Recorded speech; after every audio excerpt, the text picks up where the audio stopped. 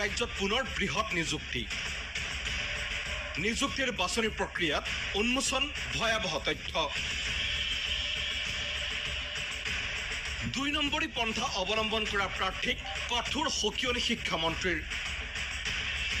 বহিৰাজ্যত BEd গ্ৰহণ কৰা প্ৰাৰ্থীসকলো সাৱধান।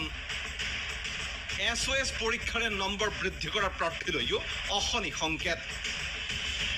মুখ্যমন্ত্ৰী ডক্টৰ হিমন্ত বিশ্ব শৰ্মা নেতৃত্বাধীন ৰাজ্য চৰকাৰৰ দ্বিতীয় বৰ্ষপূৰ্তি উপলক্ষে অহা 10 মে'ত বৃহৎ নিযুক্তি সম্পন্ন হ'ব ৰাজ্যত। ইয়াৰ বাবে ইতিমধ্যে বিভাগে বিভাগে অব্যাহত আছে নিযুক্তিৰ বাছনি প্ৰক্ৰিয়া।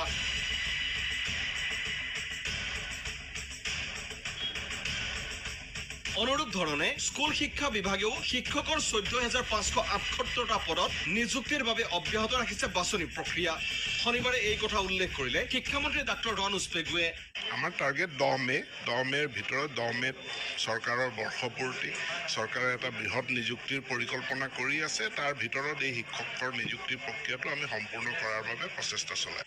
আৰু এই বাছনি প্ৰক্ৰিয়া চলি থকাৰ সময়তেই পোহৰলৈ আহিছে অসম ৰাজ্যিক মুক্ত বিদ্যালয় চমুকৈ SOSৰ পৰীক্ষাৰ নামত শিক্ষা সংশোধন নম্বৰৰ নামত অব্যাহত থকা বেপাৰৰ ভয়াৱহ তথ্য।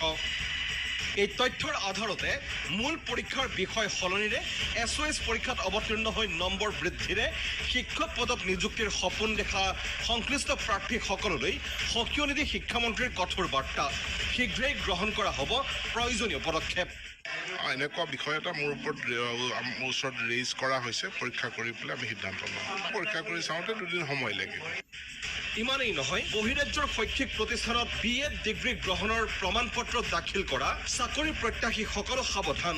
BEdৰ ভুৱা প্ৰমাণ পত্ৰ দাখিলেৰে যাতে কোনোৱে শিক্ষকৰ পদত নিযুক্তি পাব নোৱাৰে তাৰ বাবে প্ৰয়োজনীয় ব্যৱস্থা গ্ৰহণ কৰিব স্কুল শিক্ষা বিভাগে। স্পষ্ট কৰি দিলে শিক্ষামন্ত্ৰী ৰণোজ পেগুৱে।